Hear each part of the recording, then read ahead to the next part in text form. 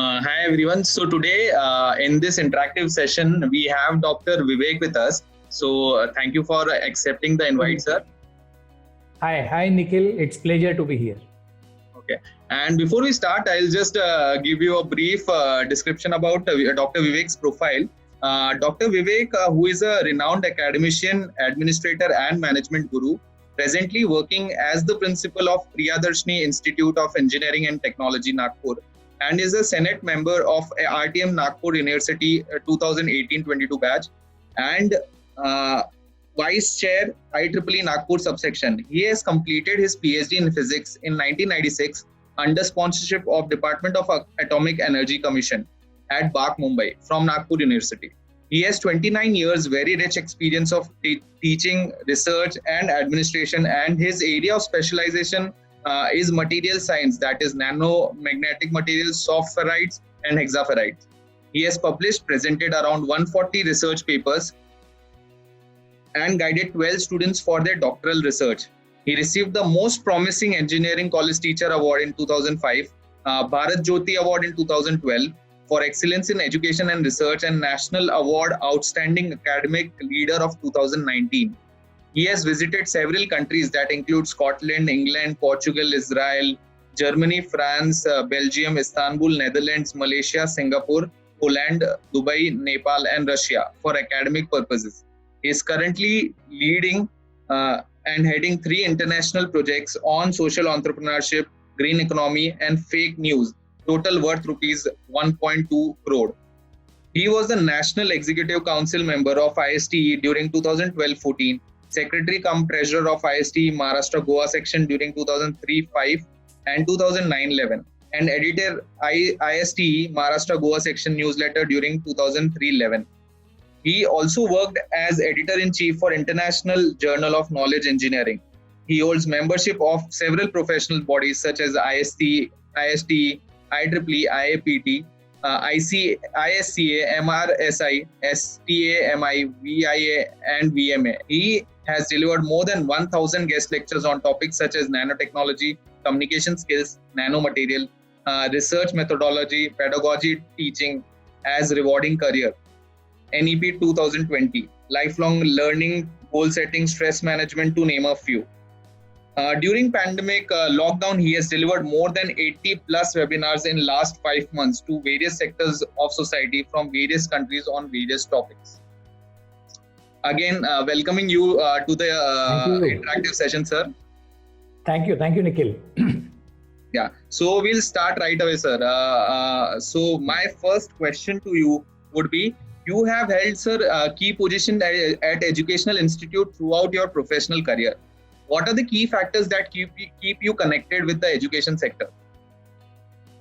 Well, Nikhil, this is very important question because as a doctorate in physics, I had many opportunities, but teaching is something which has attracted me a lot because you can influence people. You are obvious influencer. And then last 29 years, I am into education and I have seen rampant changes. And vis-a-vis international education, there is a lot of scope of improvement. And where there is a lot of scope of improvement, you can have a very good opportunity to contribute for the growth of engineering education in particular, but an education in general. And I have been traveling so much that I get a lot of opportunity to learn from other universities and trying to implement it here. To bring out those change and transformations among the students' life through education. Education is a very multifaceted and a very complex term. Let's not consider it as a degree, diploma, BE degree is an education. No, education is a big term. Throughout our interview, I'll be exploring and talking on that education. So there is a lot of scope for improvement vis-a-vis foreign education, foreign universities, and that keep me busy in the process of improvement and whatever small contribution as an administrator in this education sector, I am doing it. Thank you. Right, sir. Also, sir, being the principal of PIT Nagpur, what is your philosophy of leadership? How would you describe your leadership style? Yeah, this is about maybe a little bit boasting kind of question, but I deliver sessions on how to become an influencing leader, right? So leadership, I look forward as he has to be the most important part of the team. And in the process of leadership, all your followers, your subordinates should get indirect mentoring. That is what I look forward for. Whenever I conduct meetings as a principal, I was the member of Nagpur University. I am holding a lot of teams, including size of 100 or even size of 5 to 10. But when I lead, I see to it that the mentoring goes so smoothly, seamless mentoring from leader to followers. This is something I aim to, and you must create, as a leader, you must empower people so that they also should feel that they are leaders, giving liberty to their thoughts and making them understand the responsibility as a team member into that thing. So leadership, I look forward as I must create a lot of leaders. Like when I joined this institution, I created 3 important positions of deans, Dean Research Development. So many faculty were empowered, head of the department. We create a hierarchy and empower them and make them feel responsible as a leader itself in the team is the very key of success. They also feel very comfortable when they feel that they have power. They have power to take decisions. They have power to bring out the change in the system. That empowering your juniors, empowering your subordinates, empowering the faculty, the head of the department, the deans, the vice principal, the entire hierarchy which I have is something which I always take care of. And that is something is a success mantra. If you really want to be an influencing leader, if you really want people should listen to you, you need to be a good listener. And that is what I have been exercising it and for last so many years. So being leader is empowering and creating more leaders. That's it. Thank you. Really good to hear that, sir.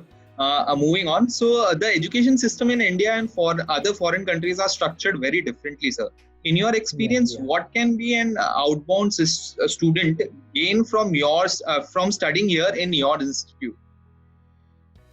Well, my institution is just 21 years old, and of course, it is very successful institution in the Central India, that is Priyadarshini Institute of Engineering and Technology, AICT, affiliated to AICT, affiliated to Nagpur University, governed by Maharashtra DT, and we have very unique branches. But fine, the question which you have asked, it has its potential.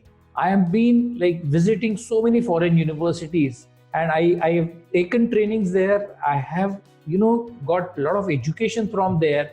Like any new topic, if I want to learn, I tried to learn, took a course physically being present, because when you currently we are because of these constraints we are doing everything online, but reaching those universities physical, that is what I love to do. Traveling is my hobby. So I've been traveling to so many countries around the year, and I will not only get the training, I did training of how to create entrepreneurship, how to create a business canvas from University of Edinburgh. And then I thought that, oh my God, there is such a huge difference into the pedagogy. The very teaching learning method is treated very differently, which I really found, and I keep trying those processes here.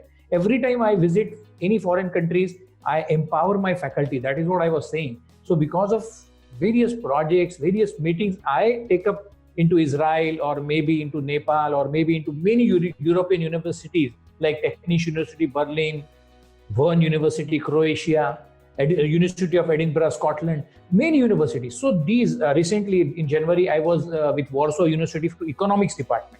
I'm a physicist, but I keep on breaking those walls of specializations, and I want to reach and understand the perspective of other branches and departments. What economics can think about physics, what green economy can be influenced by by a physicist, by a chemistry, by an environmentalist. So we must dissolve our boundaries, go beyond that. It's a global village these days, and there are a lot of opportunities to travel. So I consider that unless we expose our teachers, unless we expose our system and the stakeholders of this education sector to the foreign universities, you have to pick up. I did a training on creativity last year at Technische University Berlin, which is 400 years old, government university.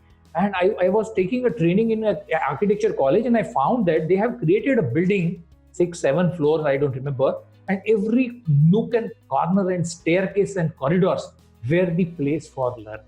It is not only restricted to classrooms and laboratories and studios. No, even in corridors, they had large touch screens with full Wi-Fi. Even in corridors, they had paper sheets, pens available because the idea struck your mind and you can write down. So these things I have copied from them. I have learned, I have inspired many things. And in my college, if somebody visits, they will find there are spaces wherein students can learn beyond their syllabus. So my college is very special. We inculcate entrepreneurship very different way. I have that we will come. I'll tell during the interview. But yes, there is a difference in pedagogy. There is a difference in the treatment to the teaching learning process. And since with me and my lot of faculty travel a lot to these foreign countries, then foreign best of the universities, we are continuously getting inspired and trying to imbibe those processes into my college. So that difference can be immediately sensed one who visits my college. Sure. Very interesting, sir. Any insights into how your institute could be more welcoming to students of different races or economic backgrounds? And that is something which is a welcoming change. And I know that we have a very difference in the economic class. Like there are students with Mercedes and BMWs, and there are students who cannot afford cycle. This is the class difference. But friends, I'm proud that we at our institute, we have made compulsory a common uniform. We don't allow any fashionable mobiles and all that. Students should not get into that peer pressure, that this is something I can't afford. And that too, all those add-ons, the mainstream education, the 4 years course of graduation or 2 years course of post-graduation. We have 3 postgraduate programs, we have 8 undergraduate programs, and we have 6 PhD programs also. So during that, when there should not be a feeling of peer pressure of financial crisis, economical difference in the level, we take care of them. And then the most important thing what we have implemented for this difference in the class is all those things which are needed as an added component. Because once you are graduating, you need soft skills, you need personality skills, you need employability enhancement skills, you need a complete appraised sessions on what are the postgraduate opportunities. Entire these things we give free of cost to our students. Every student undergoes more than 150 hours soft skills course wherein he learns entire process, group discussion, interview skills, everything he gets free of cost. We take special care for SC/ST students. We have funded projects from AICTE that all SC/ST students we even pay their fees for GATE exam, any postgraduate entrance exam, whether it is GRE, TOEFL, GATE, we pay their fees, whatever fees is, and we give free of cost customized training to all my students who are inspiring for them. This treats the difference in the class. Somebody cannot afford the TOEFL fee 12,000, 15,000 of GRE. No, college is paying. So these are the fundamental major difference which we try to minimize the gap, economical gap between our students. So we give free of cost soft skill training, we give free of cost GATE coaching, we pay for SC/ST students, we pay their fees also. So this is how we are trying to patch up these economical differences among the students. Sure. Okay. Sir, what do you think your roles and responsibilities to the institute and the students are? When I see as a responsibility of mine, as a principal, I have fundamental responsibility of carrying out the entire administration, looking towards the day-to-day teaching learning process, fine.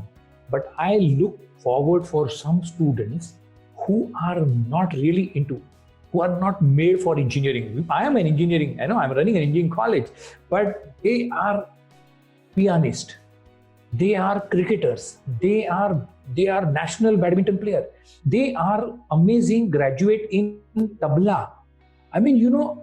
Painters, photographers, social media managers. Students these days are very smart, they have global exposure. But these students, if a mechanical student is amazing in playing a piano or a tabla, then I find out such students and we find a space to nurture their hobbies and allow them to convert these hobbies into part-time professions. I have many of my students who started piano classes online and earning in dollars earning in euros. They have students from all over Europe and America. So in a part-time evening, it's a leisure time. They enjoy piano and they are earning. There are people who are creating videos for various organizations and corporates. I am motivating them. We have like informally also incubated many small business out of their hobbies and passion. This is the major responsibility I feel. My main responsibility is to carry on the education, make them reach, make them a competent professional, not just engineers, but time those who are into a different mindset. बहुत कम बच्चे ऐसे होते हैं.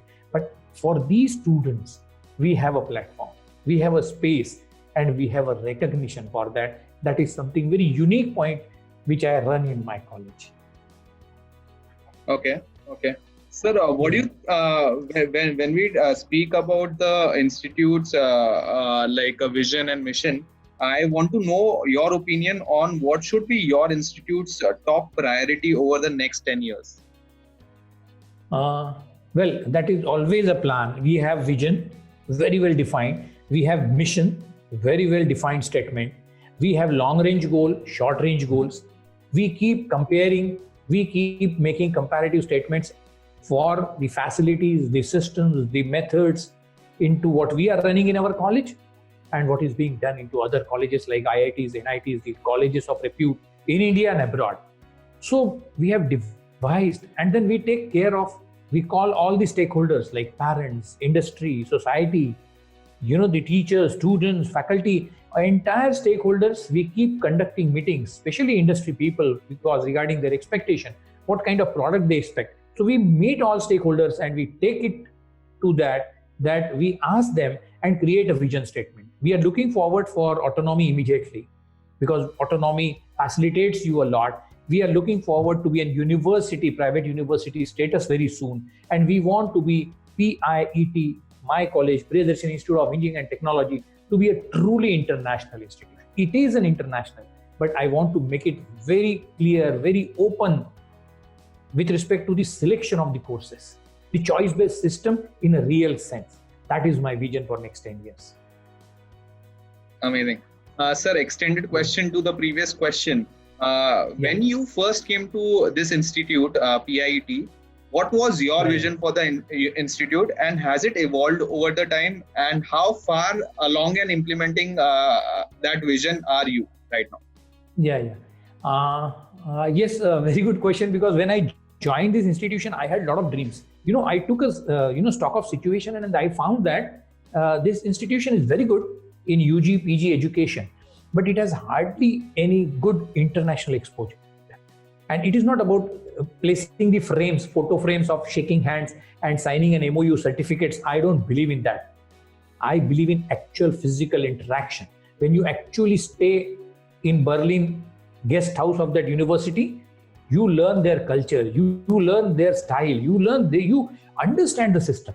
So I believe in actually traveling and understanding, because traveling is my hobby. I keep traveling so much. So I wanted that to be imbibed.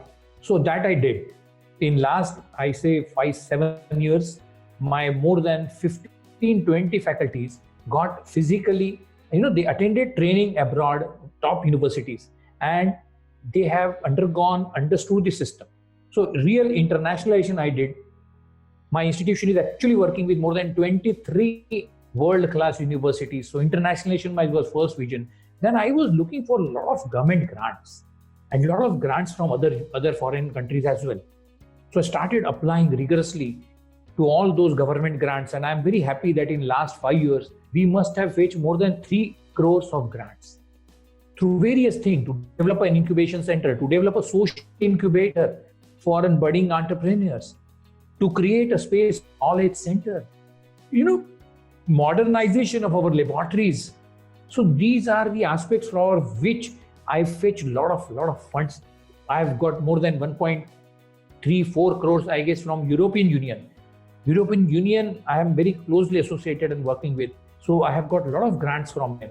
So getting government grants, facilitating our teachers and students with respect to the additional money, money has its own role to play. You cannot escape. So that powering our institution, pumping more money from government agencies, fundings from WCL, fundings from private and government undertaking, private undertaking, public sectors. I've fetched a lot of fund, and I'm looking forward for another few years to reach to my goal and vision and mission, which I have decided 7 years back when I joined this institution, 6 years back. All right. Also, sir, what would you like people to know about your institute that they may not know? Well, I've been talking on for last 10-15 minutes about my college only, but I want to tell people that we are the only institution providing biotechnology into Maharashtra, private institution, biotechnology into Vidarbha region at least. And chemical engineering is a very rare thing, wonderful course, superb exposure, but we are the only private college in our Nagpur University region to provide BTech, MTech and PhD program in chemical engineering. Biotech, yes, we are looking for a PhD program in biotech, which nowhere in the Nagpur University exists. So we have a lot of, we are the only institution who possesses a social incubator funded by European Union. We are one of the very few institutions which promotes entrepreneurship to the students to the extent to nurturing their ideas, giving platform to their ideas, idea contest, mentoring their projects, guiding their thing, creating a business canvas for a successful business, helping and holding, give them hand holding. Because entrepreneurship is very rare. And yes, placements are excellent. I mean, this year also, it is not less than 40 companies visits and more than 50 opportunities to my students in a year to final year students. Minimum 50 companies visit for the placements. So placements, entrepreneurship and guidance for higher education. These are very unique things. And entrepreneurship, we have a unique knowledge center. We have a think laboratories wherein student can churn out something which is out of their passion, something out of their hobby. And they also have a space and they can learn, they can get mentoring for their passion. If a mechanical engineering student wants to learn artificial intelligence, we have a space for him. And if a first year student of chemical engineering wants to learn space science, so we have team of mentors who can provide him, the guidance for space science or aerospace or, the artificial diamonds, anything and everything. We have list of very good mentors who are available into our knowledge center, which is one of its kind. So there are many unique features. We have Rotary Club, we have Rotaract Club, we have National Sam NSS, we have NCC, and all routine features are of course there. So there are a lot of opportunities for a student to get groomed and will be absolutely competent professional acceptable by industry and society. Really interesting to hear that, sir. Yeah. Moving on, sir. Sir, any suggestion that you would like to give to the current youth and the aspiring students? This is my hobby, mentoring students and mentoring teachers also. Nikhil, I would love to tell you, unless we bring out change in the teachers. So I have trained more than 15,000 engineering college teachers in last 10 years.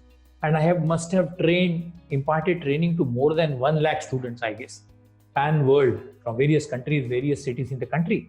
So the important thing I want to tell youth of today is identify what you are good at. The only mantra is students are, there is a rat race.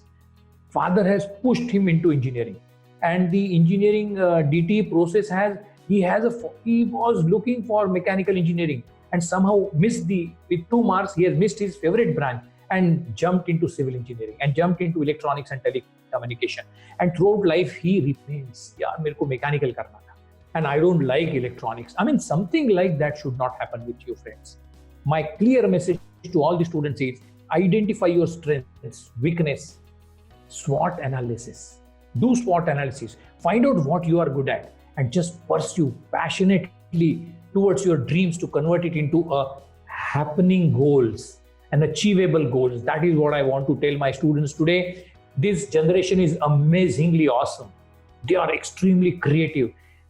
My appeal to teachers also, please don't misguide them. Please don't force them to a mainstream education. No, they have creativity. Students, identify your passion.